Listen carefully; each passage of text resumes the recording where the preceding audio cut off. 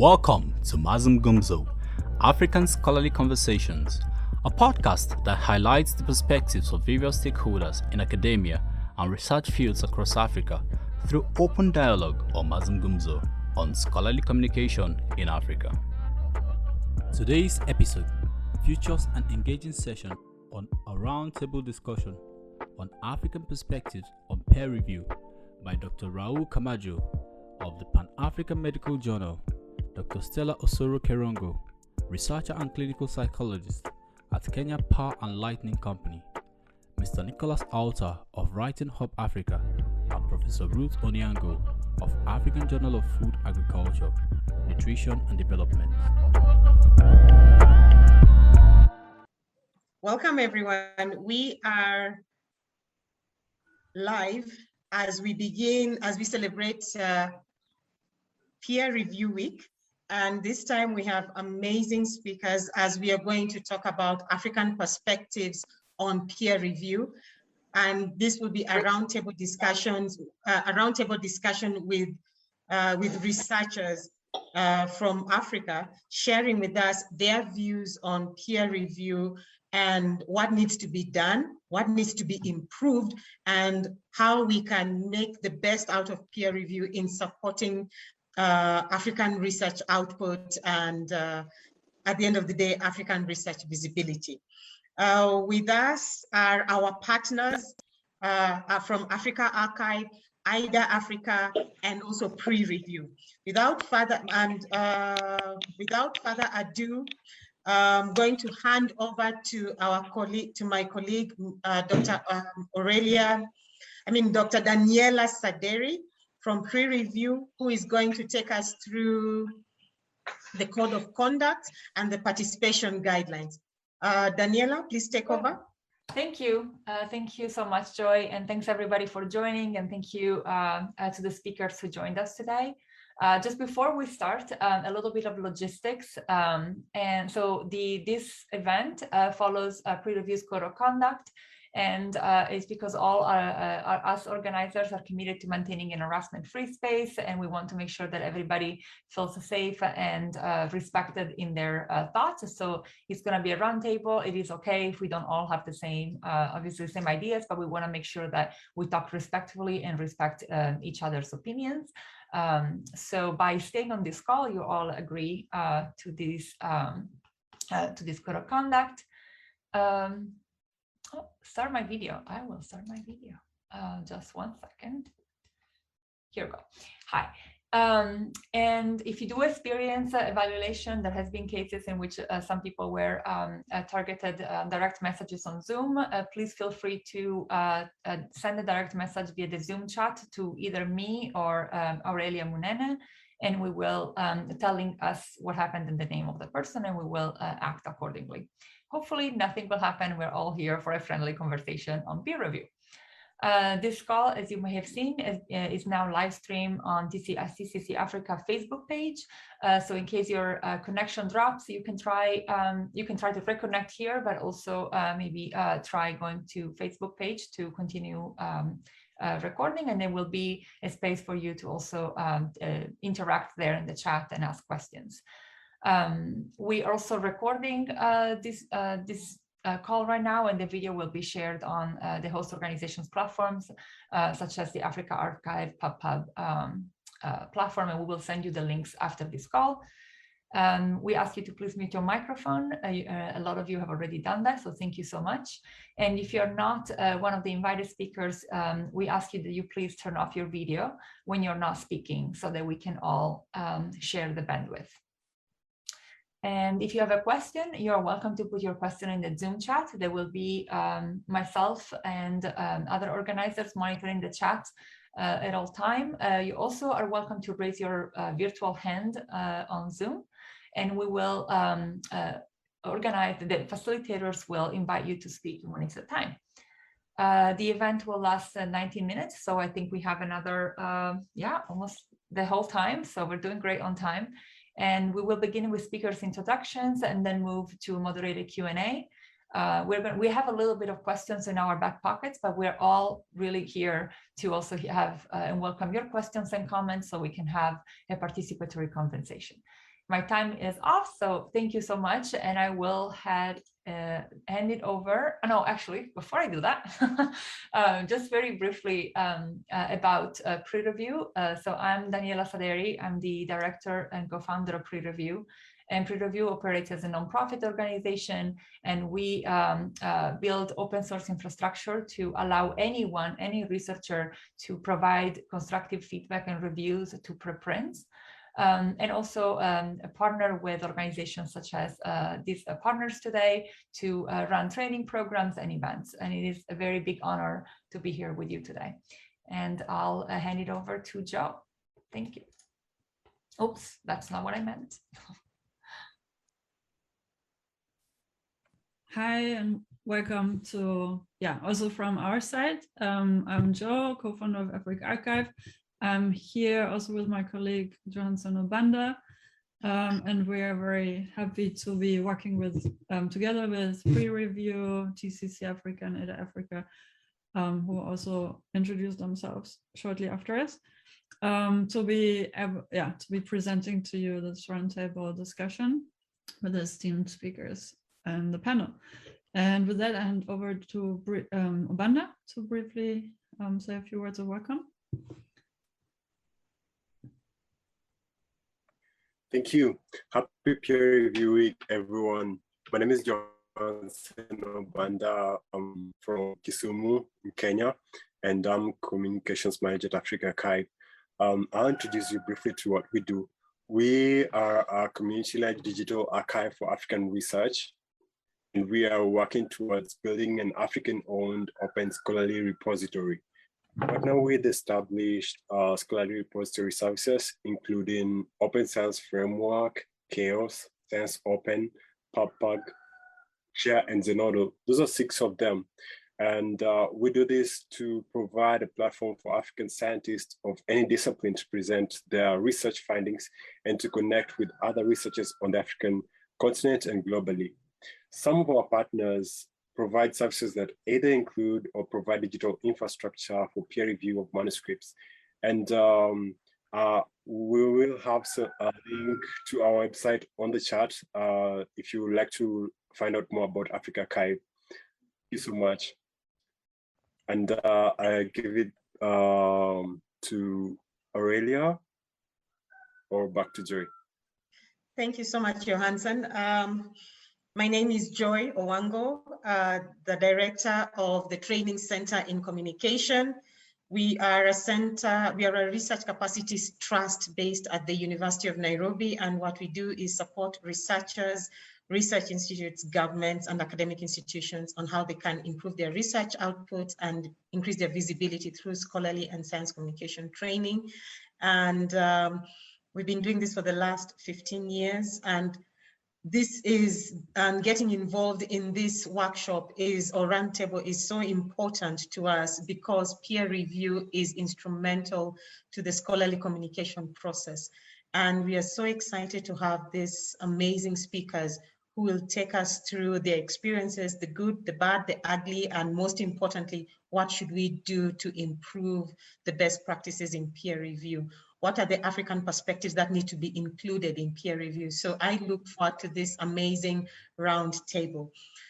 With that, I'd like to introduce Ms. Aurelia Munene, the Executive Director from AIDA Africa. Aurelia.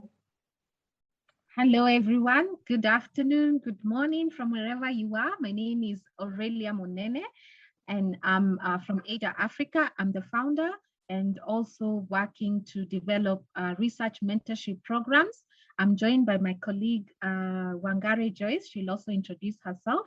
So at AIDA Africa, what we do, we are really invested in mentoring emerging scholars in the area of research. And the bigger picture for us is to really support researchers who are able to lead responsible knowledge production and utilization in the continent. So we support individuals. We invest a lot in peer-to-peer learning, and we are also now moving into supporting universities that want to institutionalize research mentorship. For us today, we are very happy to be in this conversation of peer review because part of the pathways of emerging scholars is publication. And in this, they are either consumers of peer review services or they transition into peer reviewing. So we have really invested in opportunities to discuss inclusive peer review, and we welcome you and feel at home. So I'll invite Joyce to say hello, and then I'll go to introduce our esteemed panel. Over to you, Joyce. Thank you so much, Joy and Aurelia. My name is Wangari. I am the lead mentor at AIDA Africa. Most of our organizations have the word Africa. And actually, it is just amazing that the theme for this year's peer review is identity. And so looking back into our heritage and seeing what we need to do as continental Africans and Africans in the diaspora is very critical. So I invite us all to engage in this discussion. Thank you. So thank you very much, Jace, for that.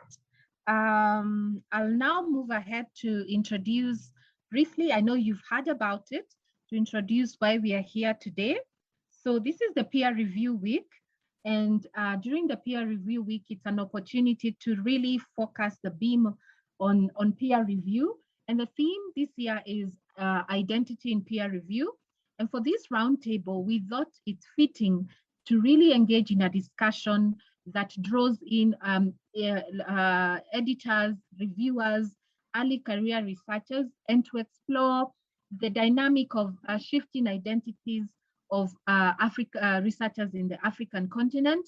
And what this means really is that for a very long time, African scholars, African researchers are constantly framed as consumers of knowledge produced from other contexts. But largely, we are now seeing a lot of scholars really pushing the boundaries and becoming very actively engaged in scholarly peer review.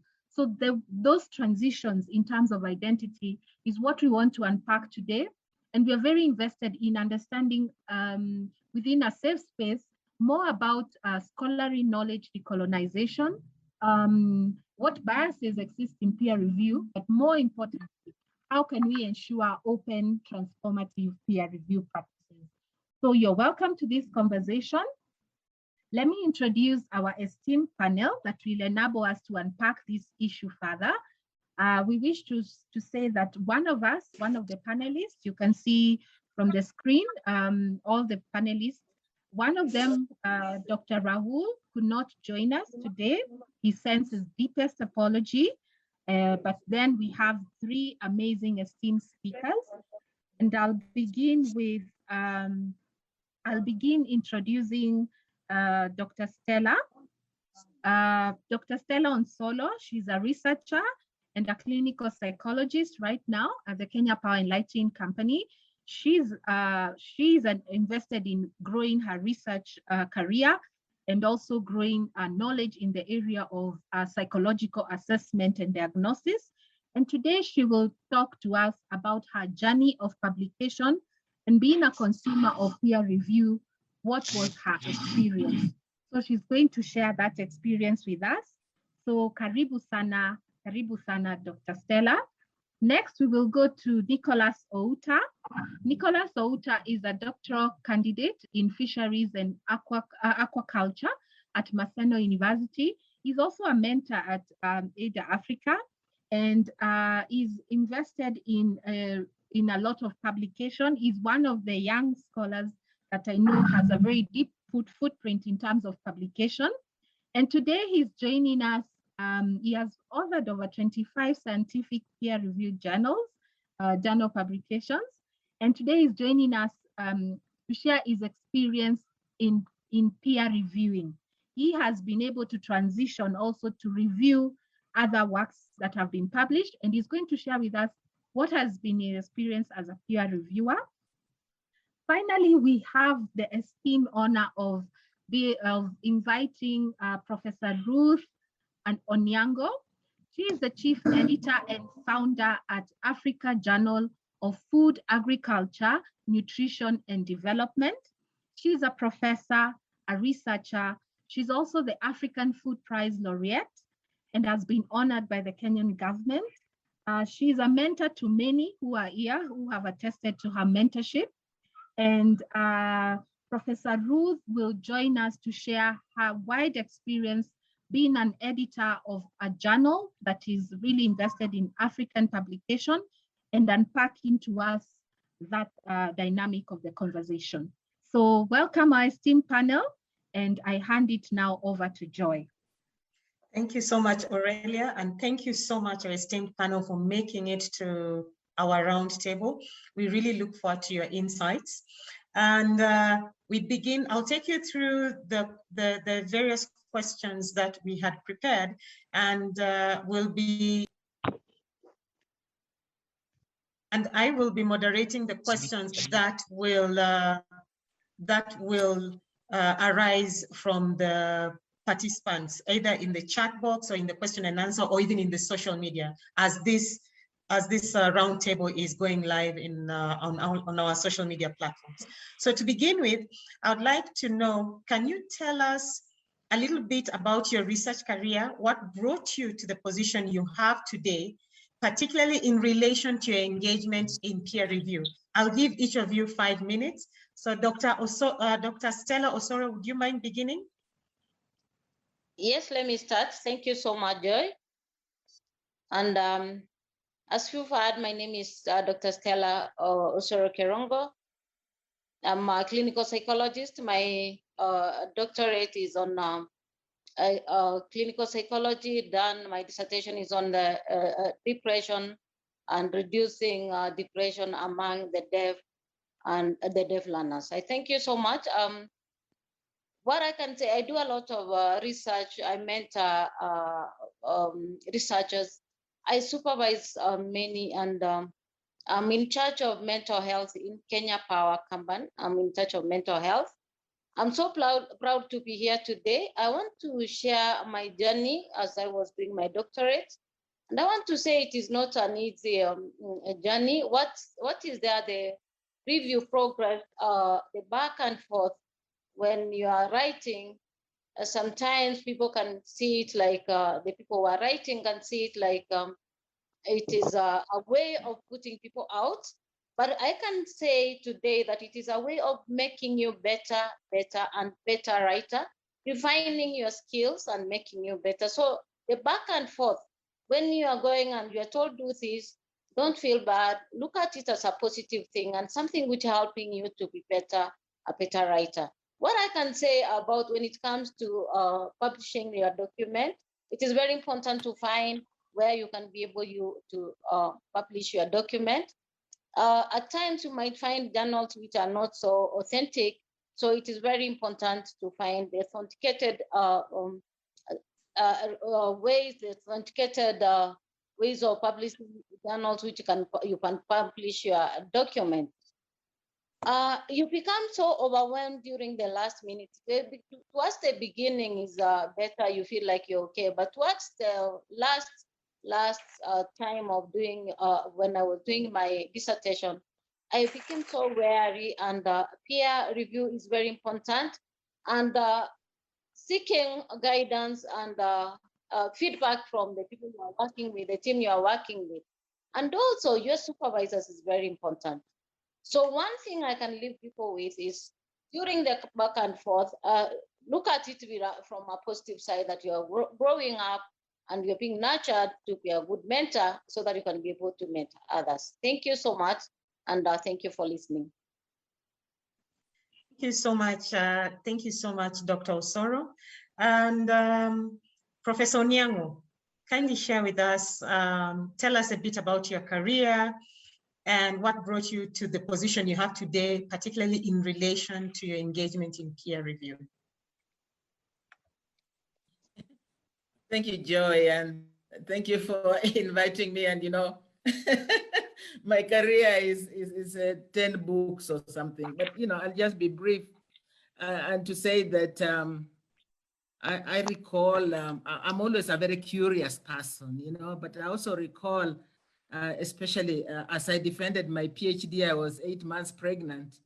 And I looked at my thesis after it and I said, so what? I mean, so what does this mean? What do I do with it anyway? It was just testing my mental stamina.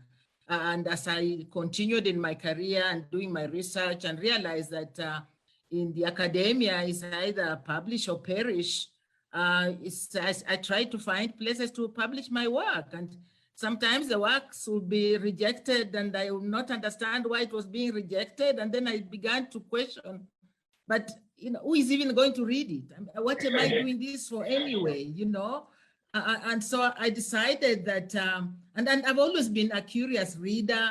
And whenever I read a book, and I know the Bible is the only one where I've never found a mistake. Whenever I read a newspaper, I find mistakes. I read a letter, I find mistakes. And so I decided, I woke up and I said, I'm starting to do this. And so my peer reviewing has always then been a part of what I do in AJFAND. And right now, even people who are writing theses or project documents that are outside of my field, I just did one for a niece. They say, Prof, can you just go through this for me? And she thinks it is fine. And then I take it, I still use red all over, So peer reviewing is just to authenticate. Peer reviewing is to have someone else look at your work. Peer reviewing is just trying to have quality work come out. And whether you are an English speaker or not, you will still find someone else finding a mistake in what you are doing. So it's just a question of improving your quality work and putting it out there. And I then just became very Afrocentric. And when I started the journal, I read somewhere that we were not even contributing 0.1% of what is published globally of the global knowledge. But I also read somewhere that culture is no one's, knowledge is no monopoly of any one culture. And so it just became very passionate for me to say that even us as Africans, we have to share what we have, because only us can share what we have with the rest of the world and make it authentic, and we can't just be consuming what other people are putting out there. So it's just become a passion, and really I just call this, eventually I have the journal, I call it like my professional baby, so I carry it with me wherever I go and I talk about it wherever I am. Yeah, thank you. Thank you so much, Professor Oniang'o. Mr. Outa, Mr. Nicholas Outa, please share with us a bit about your career path and how it has brought you to the position you have today in relation to engagement to peer review. Thank you. Thank you so much, Joy, and thank you everyone for organizing this. I'm excited to be part of this panel today so that I can be able to share my perspective as a young scholar. And Professor told me in the plenary that I'm not going to be young forever. So what happened is when I started publishing, it's not a very easy journey. And when people say that I've published over 25 peer-reviewed papers, some people ask me, when did you start, Nicola? You are still too young. When did you start? I don't think I started long ago. My first paper was published in 2014 after I just completed my master's degree. And I was privileged to do my master's at UNESCO IHE in the Netherlands. And there we have mentors as opposed to supervisors. At UNESCO IHE, we have mentors who work with you. And that's why I mentor at TCC Africa. That's why I mentor at AID Africa. You have people who walk through the journey with you. They show you how things are done. Not supervision where somebody tells you that you are not doing the right thing, but they don't tell you how to do the right thing. There's that correction where somebody tells you your statement of the problem is too weak, but how then do I make it strong? So I borrowed from that. I've received a lot of trainings from especially TCC Africa. But again, how did I get into peer review? After I published quite a bit of papers, I think by the time I had around 10 papers, some journals started approaching me, but I was not keen on it for the first instances. I was not very keen on it because peer review used to be a voluntary work. So it's very important in science because it contributes to the quality of science. You polish science, you help improve the quality of the scholarly and the research output that is put out there. But it used to be, I would say, sometimes I would see like, I'm just spending time, but I'm not going to get any recognition for it.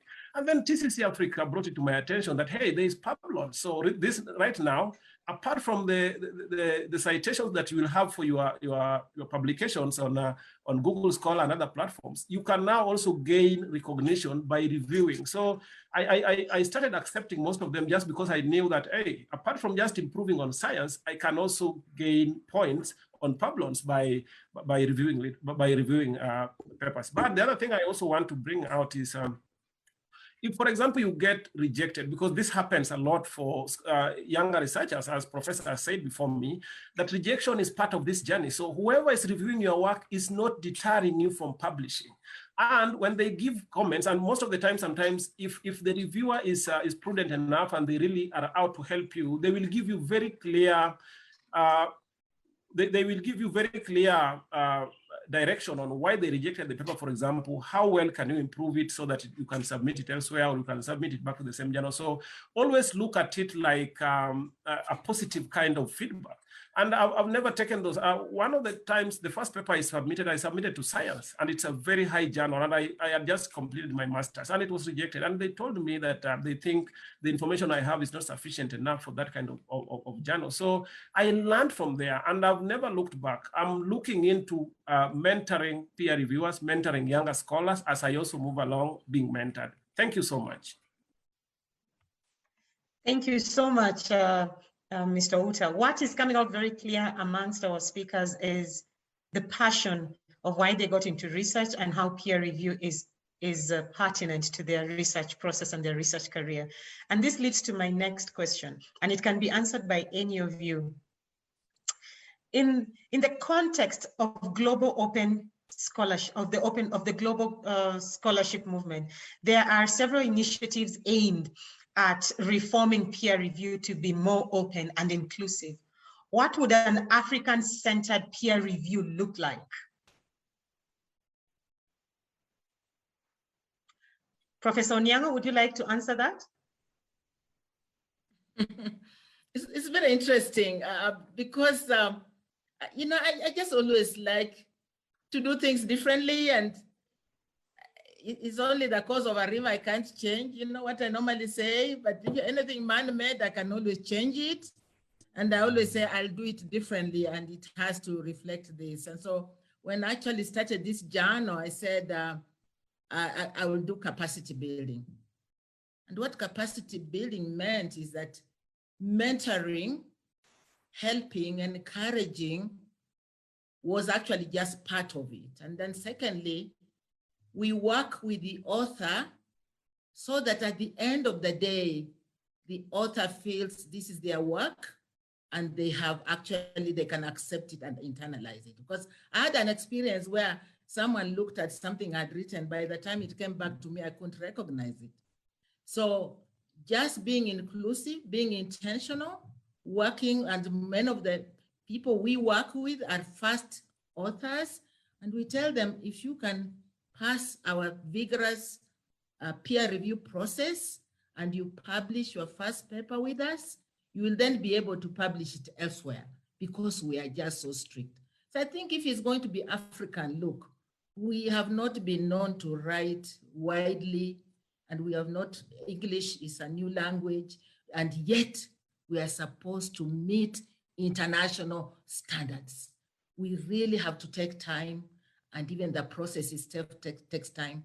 We have to be patient, but we have to be judged amongst the best in the world. There's no shortcut, and there is no accepting anything less than that. So I just believe that we have to do it differently, and we have to carry along ourselves with us, whether old or young. Knowledge is knowledge, and even a younger scholar can mentor an older scholar. So that's how I would do it, actually, all inclusive, participatory, and just being patient. Yeah. Thank you so much. Thank you. Thank you so much. It's all about mentorship. It's all about support. It's all about including, making the researchers part of the process in order for them to produce good quality output.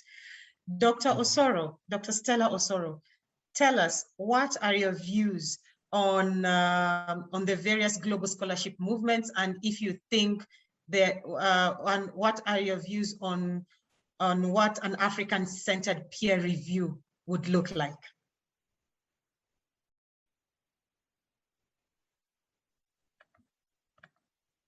Dr. Stella Osoro. As we're waiting for Dr. Osoro, Mr. Outa, are you able to answer the question? Tell us, what do you think an African-centered peer review would look like? Yes, thank you so much. There's a lot we are organizations like TCC, Africa Archive, and Aid Africa, at least the ones I've worked with closely, are pushing for, among other things, open access and open science. And it's a growing thing, it's a global thing, and we are trying to Africanize it. Two things. One is, we should try as much as possible, as a professor said before me, that we don't lose our identity as Africans in the process of scientific review and in the process of just in our scholarly research and writing. That is one. So we should try as much as possible that when we are doing an African-based kind of review, we try to do it within our context. Of course, we borrow from other places that are, success stories are good to borrow from because we learn from them. But let us try as much as possible not to lose our identity as Africans. We are Africans. There is a way we do things. We need to figure out what works for us, and it does not necessarily have to work for everyone, but what works for us. That is the second thing. The other thing is we need to, as a professor said, we need to encourage mentorship. We mentor people on how to write scientific papers. We mentor people on how to conduct research, but rarely do we mentor people on how to be reviewers. And even for me, when I started without any mentorship. I started and I kept just working on, and also I just borrow from the kind of comments I would get from reviewers of my papers. I was just, let's say, I was just guessing things. So we also need, if we want to form our own way of doing things, we need to start mentoring people. We need to strengthen African journals and preprint because unless they are strengthened, we are not going to do much. We need to start strengthening them, and we need to start publishing in our African platforms, African journals, because they also ensure that quality, because we also believe in quality, as our professor is saying. We're not settling for anything less just because we are Africans. But the other thing I want to bring out is the amount of publications that are coming from Africa, though it is steadily increasing, it's still considerably lower than the global one. So there's the Matthew effect, where we the assumption is that whoever has abundance will keep following them. So we as African researchers, we are a little bit disadvantaged when it comes to, we are always on the negative side of the Matthew effect. So because we are not contributing too much, a lot in terms of scholarly output, not so much compared to those out there. So we need to think about these things and make information accessible. The other thing is, do we also need to make peer review accessible? Peer review should also be open. As much as we are pushing for scholarly items to be open and our research articles to be open, peer review, whichever way, we need to make it as open as possible and Africanize it as much as possible. Thank you so much. Thank you so much, Mr. Outa.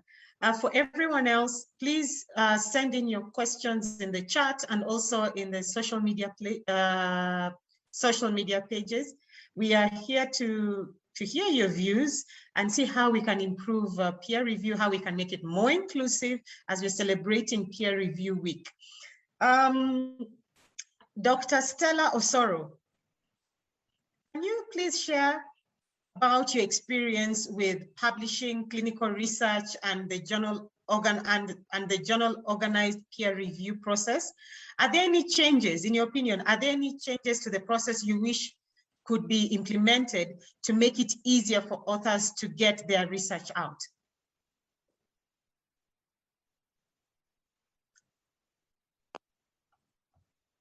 Dr. Osoro, did you hear the question? Can I repeat it? Me? I'll repeat the question. Can you share with us a bit about your experience with publishing clinical research and the organized peer review and the journal organized peer review process? And are there any changes to the process that you went through you wish that could be implemented to make it easier for authors to get their research out? Thank you, Joy. Once again, I'm so glad to be here. And when it comes to publishing your document, your dissertation, first you have to be very open and very open for the feedback and the information you get, so that you can be able to know what are the right, where can you publish your documents. So the best, the feedback maybe I can give is, when it comes to publishing, you have to know the right publishers, the people who can make you sell yourself, the people who can make you be known outside there. We have people coming in with like they can publish your document, but you have to know the authenticated publishers who can make you be known outside there. When it comes to doing your articles, you also have to have something which you can be able to defend, something which you can be able to stand and say, this is my work, something which you can be able to be happy when you are writing. The back and forth is there to help you fine-tune your document, make it better, make it okay, make it something which people can be able to learn from you, to look up to you and say, and which can identify you outside there in the field of research. When it comes to publishing, what I can be able to know during that time, you know, when the writing, it is very tedious and you are looking, where do I publish my research? And you find many publishers coming along. So what I feel is like researchers should come out, publishers should come up and give out the right publishers who can, researchers can come out and give out the right publishers who can be able to publish your document. Because sometimes you get so confused, you get this one, you get this one, and along the way you find like you are confused. So the best way is to have these ones out clear, to be able to know who are you publishing with, and who are these. Are they money-oriented? Are they there to make a knowledge base? And what is it about? So the best thing is first to have clear publishers who can be able to make you trend, who can be able to make you know yourself. And look at, when it comes to writing, don't be selfish, share knowledge. Share knowledge, help people who are struggling, help people who are struggling. My main aim when it comes to research is to help people to come out. When people feel like they're writing, they feel so exhausted. They feel like, but when you make it a part of you, it becomes a passion. You feel like there's something which, just like the way you feel like I've not taken a cup of tea, you feel like there's something which I've not done. I've not done an exercise, there's something which I've not done, because of that continuous progressive reading. It makes you a good reader and a good researcher. You can't be a researcher if you are not doing a good reading, a wide reading and sharing of knowledge, helping others to grow. Thank you so much. Thank you so much, Dr. Osoro. And what we are saying from everyone is about passion, it's about commitment. And that is the whole aspect when it comes to going through the research process, and particularly when it also involves getting involved. It also means getting involved in the peer review process as well. Now, there is a question which has been raised from the chat for all the speakers, and anyone can begin, can answer the question. And this is, what is your opinion about disclosing the identity of reviewers and publishing the peer review reports alongside the research manuscript? I'll repeat the question. What is your opinion about disclosing the identity of the reviewers and publishing the peer review reports alongside the research manuscript? Mr. Outa, would you like to begin? Yes, I can give my opinion on this. There are two things. One is people are, human beings sometimes get afraid of maybe exposure to some extent, especially if they know that maybe their opinions could land them in some problem. So my opinion is, if that is anything that's supposed to be done, then we need to make sure that everything is open and everything is as transparent as possible, so that people don't feel like if my identity is revealed, then anyone is going to victimize me in future. And at the end of the day, we are all human. Even as scientists, we are all human and we have our own biases. So it's something that can really be done, but I really have issues with if the reviewers themselves would feel intimidated, especially with their comments. Thank you. Okay, thank you so much. Professor Oniang'o, may I have your view, please? Actually, you know, we are human, yeah? We are human with senses, with biases, and so on. And I remember whenever I taught at Jomo Kenyatta University, I had small classes, by the way. I always ask students not to put their names, just so that I'm not biased. I didn't want to be biased, and that's the whole issue of keeping it anonymous. But there are times, to just give you a specific examples, and I've had quite a number during our 20-year. We are marking 20 years, by the way, for AJFAND. We've had situations where the reviewer has said, I really like this manuscript, but I can't allow it to go forward. And if the author is willing, I can work with them to improve on it. And we had one just lately, and both of them were very, very happy. You know, a professor based in the US and an author based in Africa, and they were tackling a very complex issue on gender, very complex. And you know, but when we published it, both of them were so happy. So there are times when we actually put them together. But ordinarily, like Outa said, and Nicholas said, I think it's better to keep it anonymous, because we just don't want to open a Pandora's box. Yeah. Thank you so much for that. And I have a question which can be also answered by everyone else, and that is indexing important? Indexing is important for journals to be competitive. Participants would want to know what experience with indexing. They're curious to know your experience with indexing journals and when selecting a journal to publish in. Do you look at a journal's indexing history or existing indexing status? So this is for you, Professor Oniang'o, who is also an editor, for the early career, for the researchers, Dr. Osoro and Mr. Outa. Do you look at a journal that is indexed? Please advise. You know, they ask, the person asking that question is my my assistant, you know, who should be taking over very soon. And Jerry, she knows what we have been through trying to get indexed ourselves. And Joy, you know that we have been around just trying to look for that indexing, because who indexes? Who indexes actually? They are not best, they haven't been best in Africa. They have been best elsewhere. And how do they judge you? You know, are they biased? You know, are they genuine? And, you know, it's really been a struggle. And yet authors are asking, okay, what's your impact factor? Who is indexing you before we even publish with you? And why are they doing that? Even their own universities are asking for that. You know, and yet we have more than 400 papers in circulation. People have so much to share. People have so much they want to share. They want it published.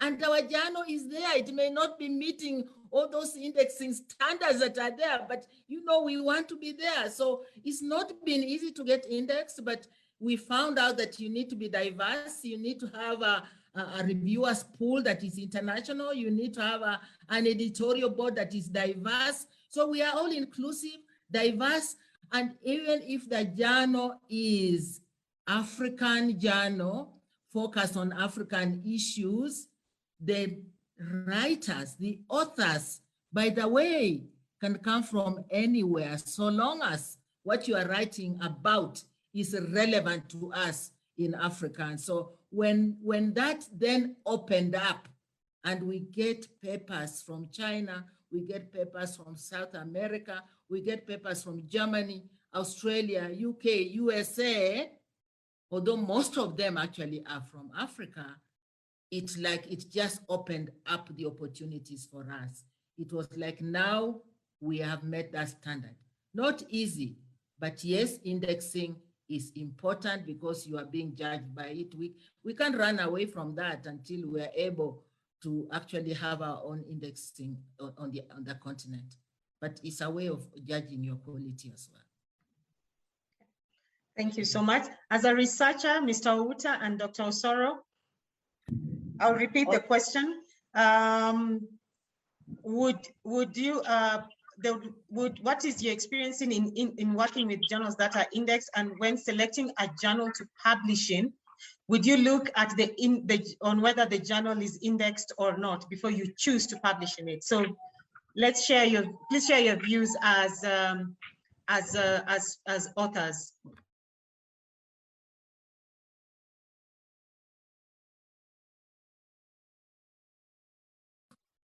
Okay, let me go first as maybe, and then let me just go first and give my view.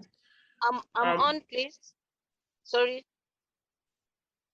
Hello. Am I audible? Yeah. Hello. We can hear you. Hello. We can hear you. Yeah, thank you, Joy. I was saying indexing is very important when it comes to journal. It is very important because it makes a standard of something, just like anything being standardized. It makes it authentic. It makes it another level. Remember, like evolution is everything. When it comes to writing, it's also evolution. So when you find a standardized indexing is very important when it comes when you are publishing. Looking for publishing, selecting is very important when you look at. It is important when you look at indexing. It is very important because it makes you a standard. It puts you to another level. Because you might find yourself publishing your document with a journal which is not well known.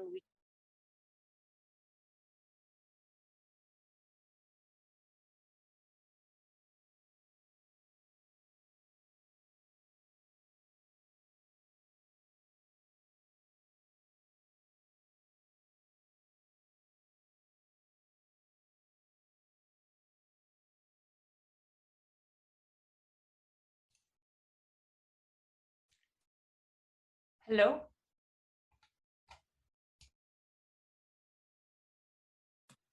Hello, may I come in? Maybe we've. Yes, please. Okay, so I will answer this in two parts. One is, yes, I look at the indexing when I'm publishing my papers. So, may I proceed? Yes, please go ahead. I think we had a little bit of a hiccup with maybe Joy's connection, but please go ahead. Thank you. Okay. So I'm saying that one is, yes, I look at the databases where the specific journals in which I want to publish have been indexed. That is one. Secondly, I think we also need to, as Professor said, we also need to look at other ways of evaluating the quality of a journal rather than just looking at where it has been indexed. It is important, yes, as Dr. Stella has also said. Dr. Stella says it's also a way of authenticating some of these journals. But yes, I look at it, but it's not the only thing I look at before I decide where to publish. What is the editorial board like? Sometimes I just take a few guys and Google and see, are they really active researchers right now, or are they people who are no longer doing anything in the field of research? And just a few other things. I look at indexing plus many other things. Thank you. Thank you so much.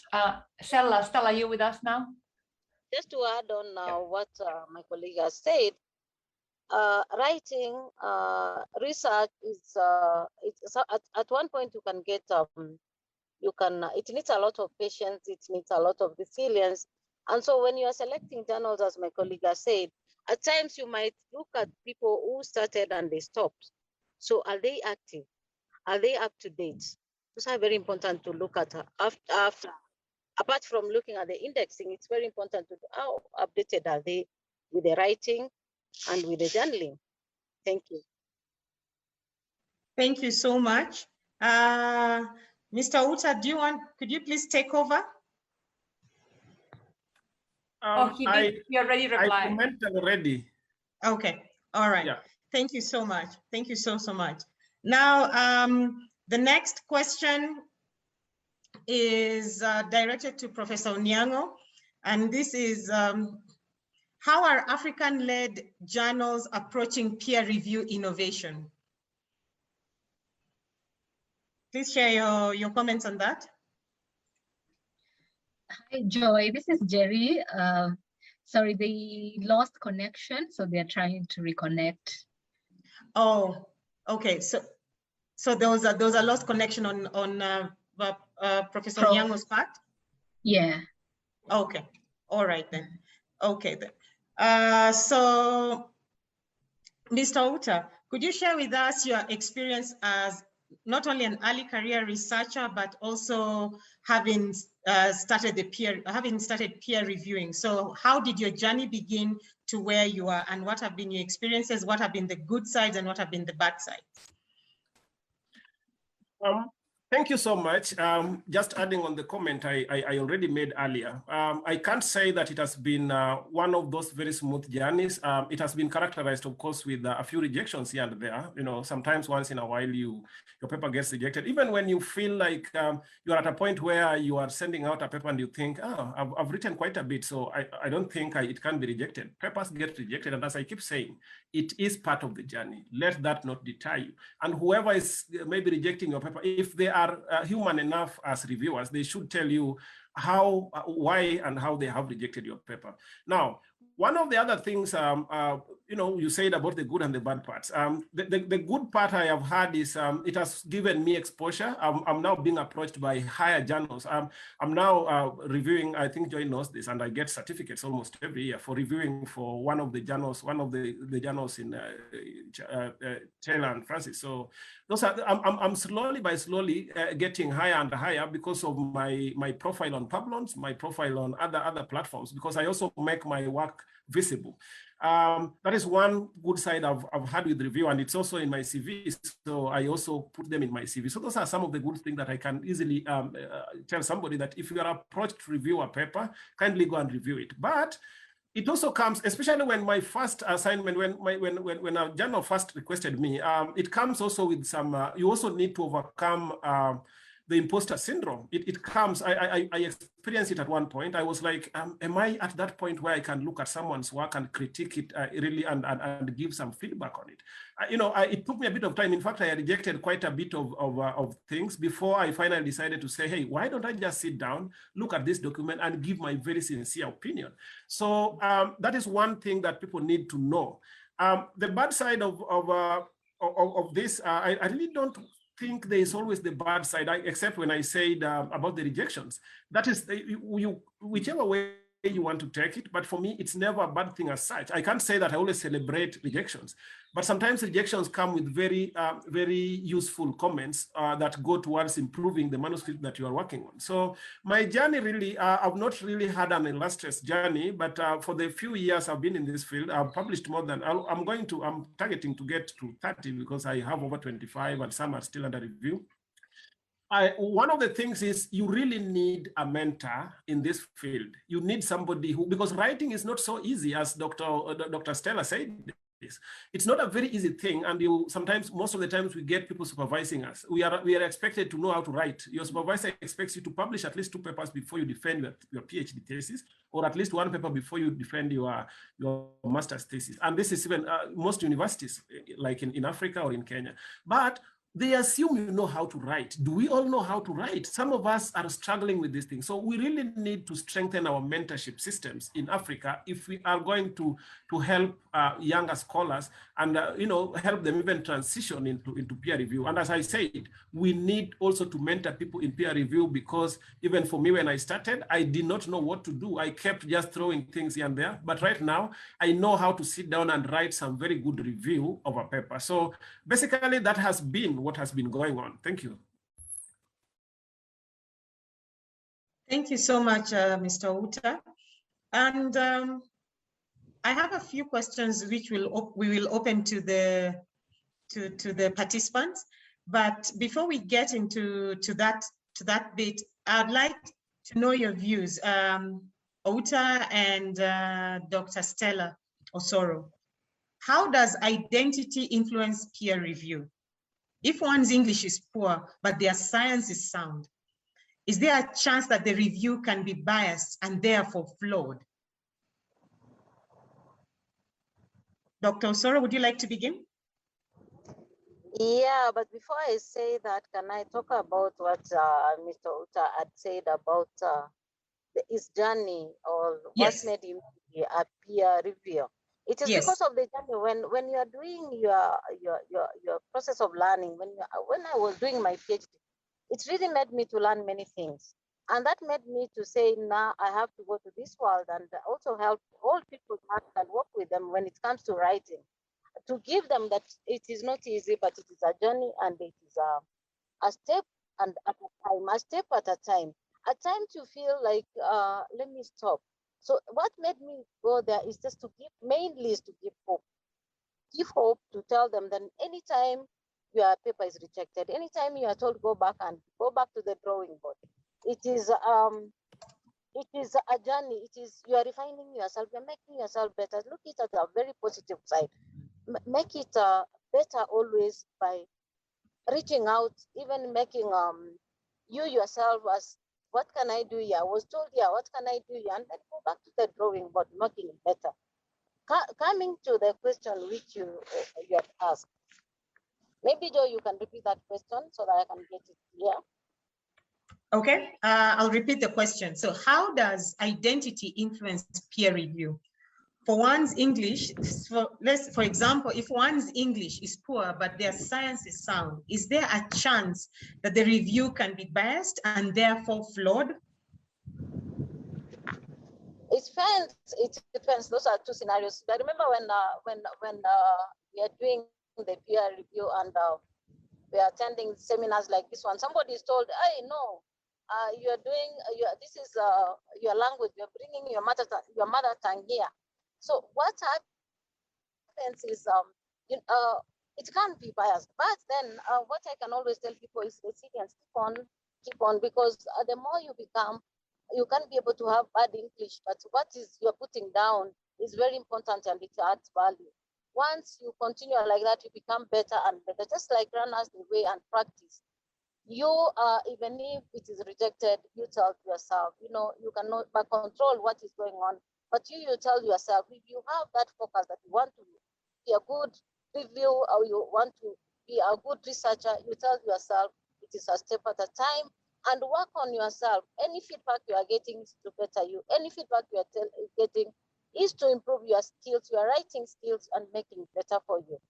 So much as it is, Joe, you can never control what the reactions people give, but you can be able, when you are aware of yourself, you can be able to walk that journey and make it better and better, and make your voice to be heard that this is what should be there, and we should separate English and the writing and what is down there.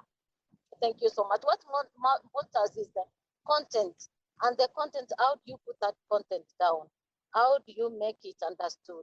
How do you disseminate that information for people to be able to consume, to articulate it, to make meaning out of what you're writing? That is the most important thing. To communicate. Is what you're doing communicating?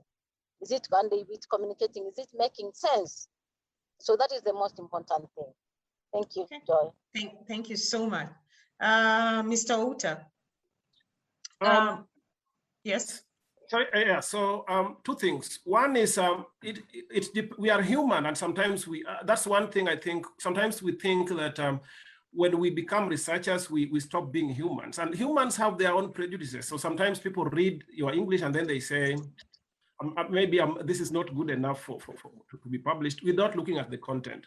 In review, I always call two things. There is always the lower order concerns and the higher order concerns. So as a reviewer, if you are concerned with the lower order where you are just looking at grammar, English and stuff, then I really, for me, you are not helping the researcher so much. Of course, you can correct the lower concerns about flow of document and stuff like this. But if you're focusing on that without focusing on the higher, because the higher concerns are about the content. Are you helping me improve the content in regards of the language? Because the language, as Dr. Osoro said, the language might not be so perfect, but if the content is perfect, then I only need to guide the author effectively on how to do the writing.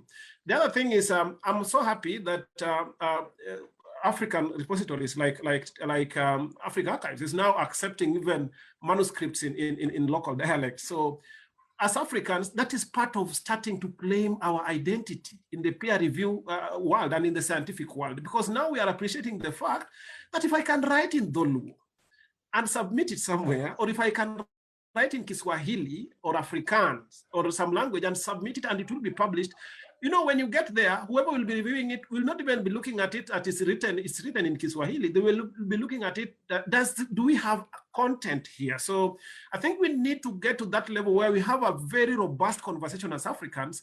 Are we focusing on our language? Because English is, of course, the universal language of science, but we are now starting, you know, there are organizations that are bold enough now to tell people that there's no problem. If you did some good work and you know it can bring some changes in Africa, submit it in that language. We will find somebody to either translate it or whoever can consume it in, because whatever language you use, you know whom you are targeting. So let's not lose our identity in our purchase, in our chase for, you know, in our pursuit of excellence. We need to not settle for less, as Professor said, but let us not lose our identity. So if you read a language and you realize, hey, I think it also starts with us as individual reviewers. I need to make a very conscious decision that I will be focusing on higher levels of review, not the small ones. I can come back to language later, but if it is not interfering so much with the content, I will help critique the content and then talk about the language, because for language, there are services that can even help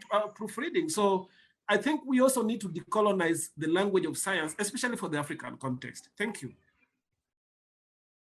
Thank you so much for that. And it's one of the challenges we're seeing in the continent, because we have countries whose traditional language or indigenous language is the national language, and we are not seeing a lot of those out. We are not seeing research in that. We are not seeing research output from those countries, especially if it is written in their indigenous language. And the reality is that if you're looking at identity, we also need to be cognizant of the diversity of the language that this continent holds. And thank you so much, Mr. Outa. That is really well put. And the next question is for AJFAND, and Ms. Jerry Karanu, who is also representing AJFAND, is going to respond to this question on behalf of Professor Oniang'o. And the question is, do publishers, this is for the publishers, how do you incentivize peer reviewers? And the question came from came as a result of Nicholas' statement that he receives certificates from the publishers he works with. So what does AJFAND offer, or what do you think should be done in terms of incentivizing peer reviewers? Or what else is there in terms of incentivizing peer reviewers? Jerry, over to you. Thank you, Joy. I see Prof that we lost a bit of connection. So for our experience at AJFAND, yes, we started issuing certificates to our peer reviewers. Yeah, we value and understand that they are doing this on pro bono, on a voluntary basis. So we try to look for ways to incentivize that. And what Nicola said, jogged my thinking and said, yeah, we started doing that at AJFAND, issuing certificates. Then another way we incentivize is by carrying their profiles. So their professional profiles, we feature them on the published issues, so that they can highlight their career achievements and also where they hope to what they hope to do in the future. What else? Also, when they submit manuscripts for publishing, we put them on the fast track for review, so that it doesn't take us long. Just to say thank you for the work that they're doing for us. Maybe Prof can add if I've forgotten anything. No, thank you, Jerry. Actually, we started issuing the certificates, like she said. And sorry, I was off a technical issue, but we realized the certificates were highly valued, and it's because some of the reviewers actually started asking for certificates. So we have standing certificates, and we can issue them at any time, and they are graded, they are gold, bronze, and silver. At the same time, I just want people to appreciate that it's very expensive to run a journal. Funding for journals, scholarly journals, are hardly there. And you can't just take a journal and start putting in all kinds of things, you know, for example, advertising things so that you can run a scholarly journal. That doesn't sit well with those who want to give you marks or index you. So it's not easy, but so far it has worked well. We have more than 200, because ours is more or less a multidisciplinary journal, but around issues of food, nutrition, and environment and development. But so we have about 200 reviewers, you know, all over the world. So we can't pay, but we actually find even people coming saying, I want to be a reviewer. And we have junior reviewers. We actually, Outa needs to know that we have about 25 junior reviewers. We mentor them. And normally we pick from those who have published their first paper with us, maybe out of a master's degree. And then we say, you can now join as a peer reviewer. And we've seen some of our students who come from here, especially those ones who are in Kenya, when they join PhD work, you know, they come back and say, Prof, you know, I write perfectly. I'm just so good, you know, because of what I gained out of here. So this mentoring bit, as Nicholas, is very important. And I just want to urge everyone, wherever you are running a journal, you know, just make sure that you make mentoring as an integral part of what you do. Yeah. Thank you so much for your views. Now I'd like to open the questions to the participants. And to begin with, why don't you share with us your experience in peer review? You can put it in the chat, you can raise your hand and share with us, what was your experience? Share with us what was your experience. Feel free to put it in the chat as we are preparing for the next question. What was your experience? And please raise your hand so that we can include you in this conversation as well.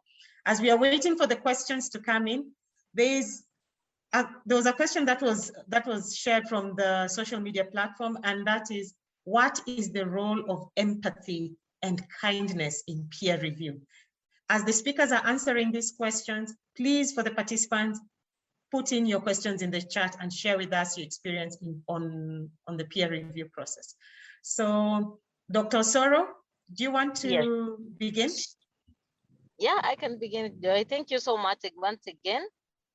Empathy and kindness in writing is very important. It's like fuel. It's like putting yourself in the shoes of those people who are struggling, going through the sleepless nights, doing a lot of research to be able to understand what they are writing. So empathy and kindness is very important at once, because it makes someone to, it builds somebody's resilience. It makes someone to become competent. Remember when you say, I can imagine what you're going through when you're doing this. And imagine the energy you're putting in. It keeps one going. It keeps one going. It makes one to feel energized. It makes one to keep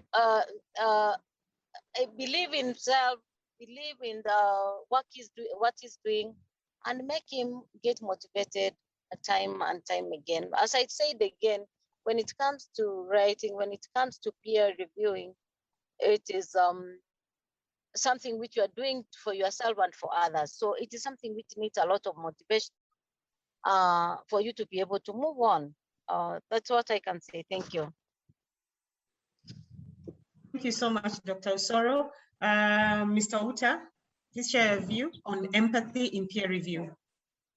Yes, as I said, writing is not so easy. And two things. One is we are Africans. And generally we were people who really encouraged people, even from way back. We kept telling people it will be fine. I know it's so hard. If somebody is bereaved, for example, just an example, we would see a way of making them feel like it's a sad thing, but why don't you will always find a way around it. So I think we don't try. Let's not lose whatever I would call our culture, I don't know how to define culture in this context, especially in current age, but let us try to be, encourage people, because it's not an easy thing. So if you are rejecting someone's work, or if you feel that they're not doing the right thing, there's a friend of mine who keeps telling me, Nicholas, I can tell you are stupid without you feeling that I'm telling you are stupid. I can still hug you and rub you on the back and tell you that was a very stupid move that you made right there. So when you go, you know that, I was told I'm stupid. That was not a very good move, but the way I was told keeps me thinking that next time I might need to act differently. So this person does not hate me. They were just correcting me. So you need to, even in your feedback, how do you write your feedback as a reviewer that can help that person feel that there's nothing personal about this? They are encouraging me. They understand that it's a journey and they're encouraging me on. It's good to be kind, and it is good to have some empathy for the people you are reviewing with, so that you don't kill their spirit. Thank you. Thank you so much, Mr. Outa. Professor Oniang'o, you've been you've published for over 20 years. You've been an editor for over 20 years. So Yes. what has been your experience, and what do you feel is the role of empathy and kindness in peer review? And to date, we have about 1,200 manuscripts published already, and I can tell you that there are times most of the time you have to be empathetic, and we are, because we take long with manuscripts until people write to us saying they want to take it somewhere else. And then I tell them, yeah, you can, actually you are free, we say so, but if I were you, I would not. Yeah. And then they come back and say, okay, Prof, I won't take it away. I won't take it away. And then, yeah, so long as the design of the manuscript is okay, as like, I think it was Stella who said, even if the language may not be okay, but the content is okay. We actually take time working with the author back and forth. There's only been one author who said, I don't like this back and forth. I'm taking this away. And I say, well, you can take it away, but that's how we do it, that in the end, what we published is your work, not our work. So we have to be extremely,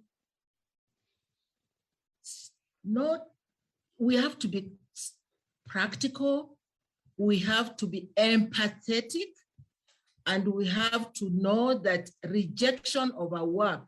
I remember mine being rejected. It really makes you feel terrible. It's like you feel like a failure.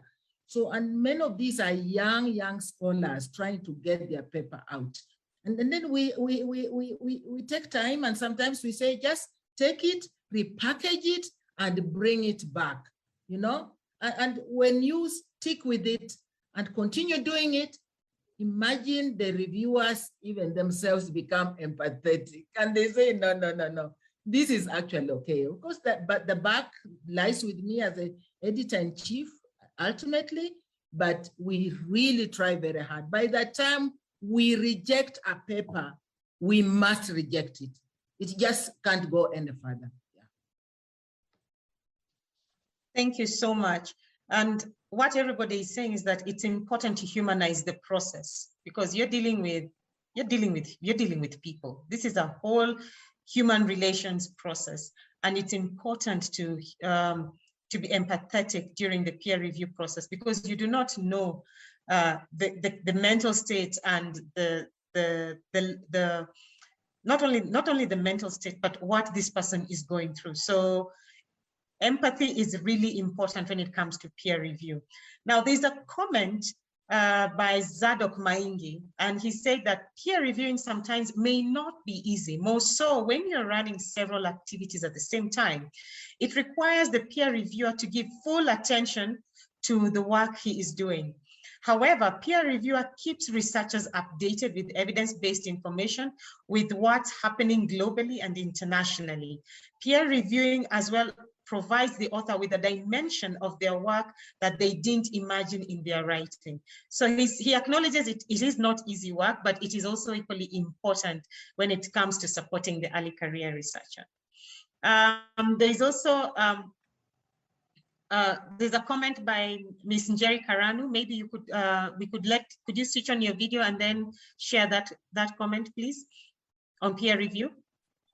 It was on that bit about empathy, and my comment says the editor-in-chief or the editors, they play a referee role in the whole peer review process.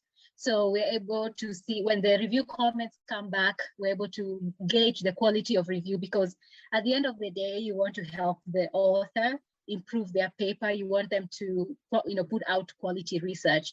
So if it's not, because like Prof said, we are human, so, if the review comments are not constructive, they're not going to help this person improve their paper, then we can send that manuscript to another reviewer so that they help the author improve on their paper. So just to say that the editors, have an important role to play, a referee.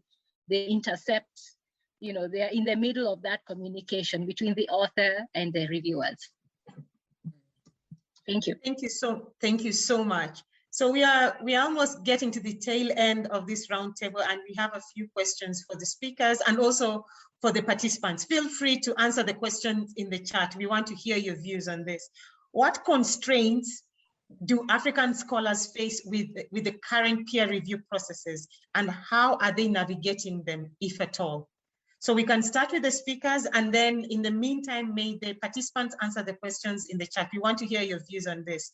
And the question is, what constraints do African scholars face with current peer review processes, and how are they navigating them, if at all? Professor Oniang'o, would you like to begin? Yes, Joy. Peer review processes are they take time. They take time, and many times I've always actually told authors that if you are a student, say so right away, and we fast track you. I know what students, being a student is like. You need it to, these days they want you actually to have published before you can even graduate.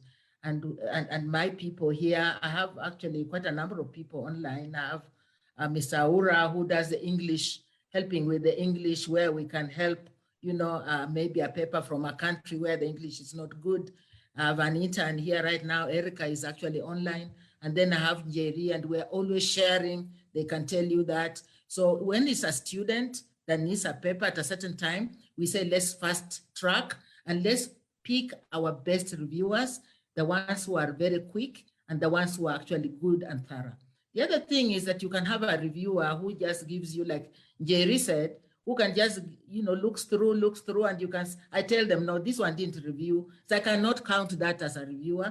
We have to find someone else. And many times, actually the scientist, the author does not understand this process. And they think we are taking too long to do that.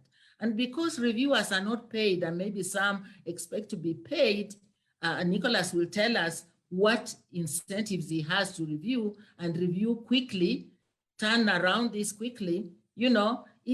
Sometimes it takes a long time, and we can't just put work out there, because these days it's just seen out there. Ours is open access. Anyone can see it. So you leave in a mistake, and then it comes back to haunt you. So it is the time it takes. But at the same time, we have some people who don't write very well, who don't take the comments very seriously, because then that delays it, who are not very careful, even with punctuation. Look here, punctuation has no language. Punctuation is punctuation.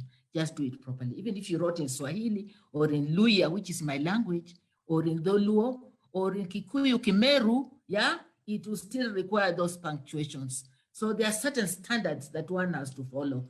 So I found that some of the authors do not take time. They assume that we at the Secretariat will do their work for them. But really, if you take time, improve, just Stella, who kept saying back and forth, you will actually come up with something you will really be proud of. So let's do something. Let's be proud of that which is good, and we are capable of producing good stuff. You know that we are. Yeah, thanks. Thank you so much. Dr. Osoro, What constraints do African scholars face with the current peer review processes, and how are they navigating them, if at all? You can also share your experience during this, when answering this question. Thank you, Joy, again. When you're doing the writing and you want it to be done within your time frame, and you find now that there is that correcting which is done, or the ongoing refining of your document, the author feels frustrated. He feels like he has to look, and you find this is the time you find others going to editor journals looking for a shortcut. They don't want their document to be reviewed, but not knowing that when you do the shortcuts, you are not helping yourself. So it becomes a challenge when they want a one-off thing. It becomes a challenge when they bring a document and they want it to be done within a specific time, with no, like, they want to push things to just to go. The same thing happened when I was doing the first time, the initial stage, especially when I was doing my master's. I felt like this is a back and forth business. How do I get out of this, getting that tired? But I came to realize by and by, even through the other mentors coming in, I came to realize that it needs a lot of patience, and you have to, for your document to be nice outside there, to be so attractive out there, to be readable and to be attractive, it has to go through a process. Most of the time, people look at the outcome. They ignore the process which is for the document to become a good document. What is more important is the process which it goes through. And that is what I want many people that met me why I'm a peer reviewer, so that I can help people understand. It is important. Shortcuts will not help when it comes to the writing, but a process is very important going through the process. Thank you. Thank you so much. We kindly await your views, Mr. Outa. I will give it this connotation. What constraints am I facing as a young scholar in Africa, and how am I navigating it? I think navigating them. I think I will answer it in that context. One of the things is most of our works are published out there, outside Africa. So most of the journals that sometimes we publish in are based outside Africa. So one of the things is it's like they really don't understand so many things about our context. So even in the review process, it might end up being reviewed by someone else who is not who does not understand a lot of constructs in our setting. So that is one of those things that a paper might end up being rejected because someone, a reviewer from a different continent, might feel like this research is not so useful. But if it was done by an African, they would maybe understand our plight and say, okay, so I understand where this writer is coming from. So because most of our work is reviewed elsewhere, sometimes it ends up, some very good research gets rejected just because the reviewer does not understand the context in which the research was carried out. That is one. Secondly, how am I navigating this? Things. One of the things, and when I train people, even at TCC Africa, or when I mentor people for AIDA Africa, or when I just train my students, I keep talking about Africa Archive for some very good reason. One of the things, it has also helped me being able to share my work out there. If I do a manuscript and I think it is good enough and it can be sent out for publishing, I first publish it as a preprint, because that now helps me. So people are able to see, people are able to start reading it, and it's already available before as it undergoes the conventional peer review, which I appreciate so much, because conventional peer review is important to science because it polishes science. The other thing I wanted to bring out is for us to be able to navigate all these things, I've just given one of the ways in which I do these things. Students who want to publish, and this I keep telling them, if you are doing your PhD, if you are doing your master's, start your publication plan early enough. Start thinking of, these are my objectives. I have gone through the defense. They have accepted that I should go to the field. Start thinking, how many possibly how many papers can come out of my thesis, and how do I start planning early enough for them, so that you don't run around at the tail end, because you know the back and forth that Dr. Osoro was talking about, it might delay your defense because you started too late. So my advice is start early enough, and then you will be able now to navigate through so many of these things. And if you can make good use of the preprints, and I keep talking about Africa Archives because that is what I know, and that's what I train people, and that's what I work with. Let's start working on them.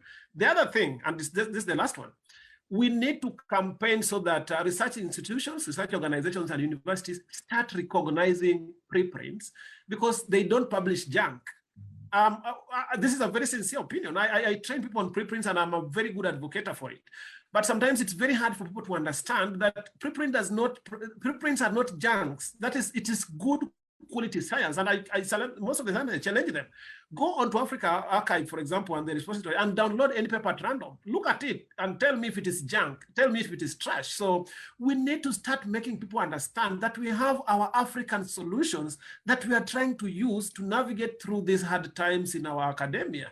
That part of it is, and I'm so happy that people are now coming out, and we are pushing for open science, open access, and stuff like this. But let us not forget about open review. Thank you so much. Thank you so much, Mr. Outa, and thank you so much, Professor Oniang'o, Ms. Njeri, Karanu, and also Dr. Stella Osoro. Your insights are very constructive. They're very informative as well. And as we are winding down, we are going to get a summary from Dr. Joyce Wangari and Dr. Joe Haberman. So over to you, Dr. Wangari. Thank you so much, Joy. It's been such a riveting discussion, and the participation has been quite high and active. Keep sharing your comments and questions in the chat as I go through what our panelists today have shared with us.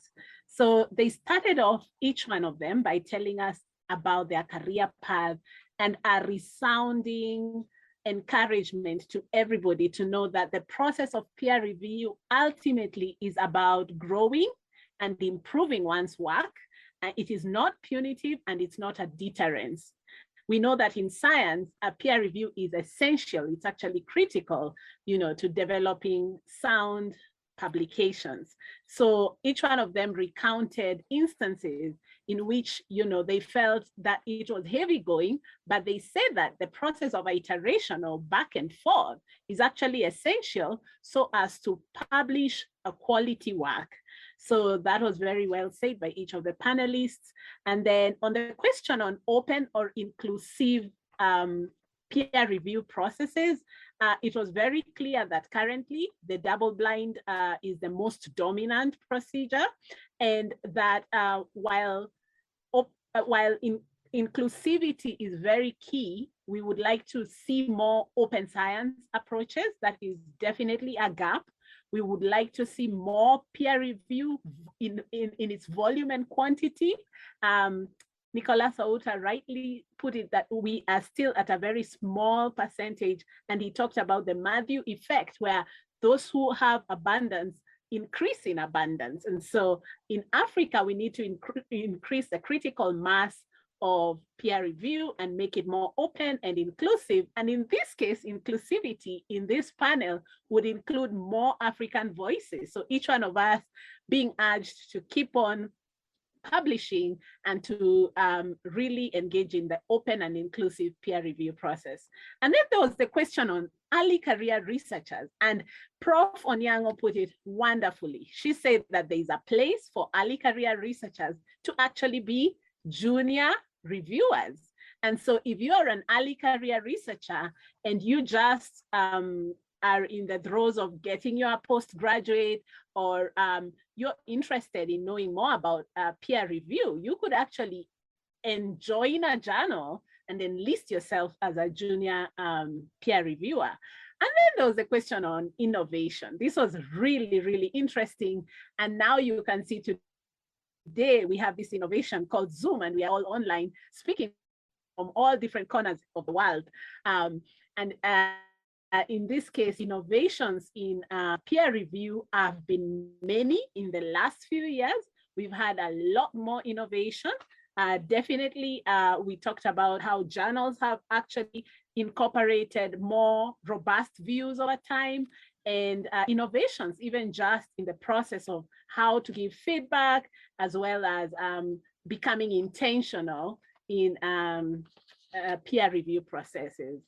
And then constraints, there definitely are many challenges. The biggest one that was pointed out by some panelists being funding and just the capacity building efforts to ensure that journals are sustainable.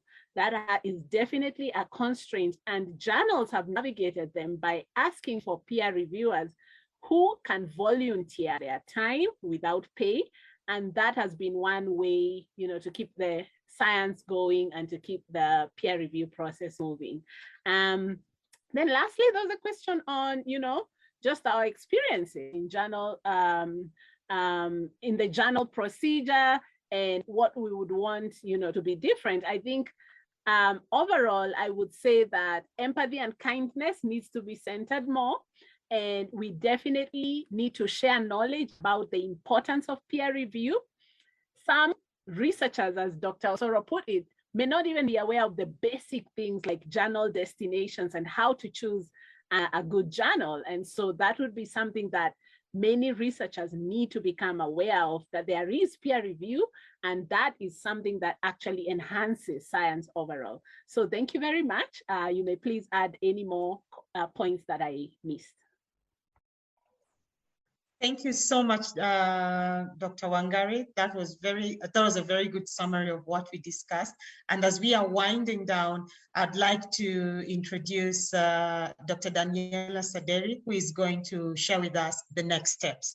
We talked about the challenges, what needs to be done, what we are currently doing, and we've got a very good summary from and we've also shared our experiences, and we've got a very good summary from Dr. Wangari. Now, we need to discuss on the next steps. We cannot be complaining throughout. What we need to do, how do we change, how do we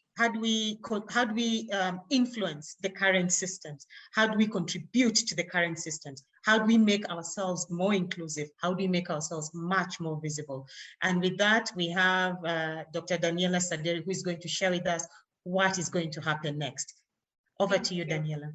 Thank you so much to all the other host organizations and the speakers and the participants. This was brilliant, and I'm here starting my day energized by this discussion, and we'll look forward to sharing the video and hopefully also like sharing a summer up of all of this discussion as a blog post, and we receive these links as participants if you are signed up. So don't worry, this content won't be lost. And we hope to do more. Well, previous engagements have been already summarized in a post that we shared on the Scholarly Kitchen. And so if you want to see what we have been up to in the past, you can read that. But also, I shared already some links to this Open Reviewers Toolkit that Pre-Review just released on Monday, and that hopefully will provide some guides to on how to compose a peer review, how to, if you're a mentor, how to actually evaluate a review, or from a constructive and non-judgmental point, but with this kindness as the center. And what we're hoping, and with the partners that are hosting this event, Africa Archive, TCC Africa, and ADR Africa, and Pre-Review, we are going to work together on Open Reviewers, or we don't know the name exactly, but it's going to be a peer review workshop that is going to be delivered to different researchers communities across Africa. We have the opportunity to build on curriculum that we already have and put together our work across the organizations. And we're very thankful for the support that we are getting from eLife and the Wellcome Trust on this work. So stay tuned.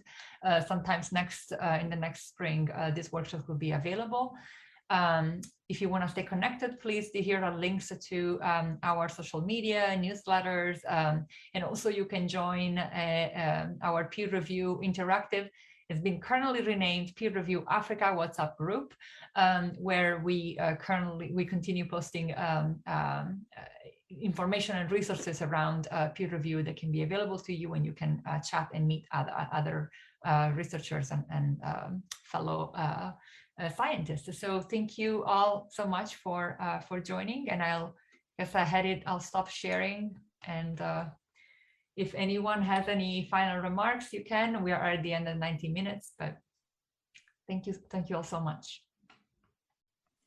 So thank you so much for today, and I really appreciate the time you took to join us. We are over 90 minutes. It was a very riveting conversation, and we look forward to sharing the recording with you and getting more of your views in regards to how we can make peer review more inclusive. With that, ladies and gentlemen, good morning wherever you are, or good evening. Bye. Thanks for joining us on today's episode of Mazungumzo Podcast. Be sure to subscribe and follow us on all our channels for more updates and for candid stories by researchers, policymakers, higher education leaders, and innovators on their journeys. See you in our next episode.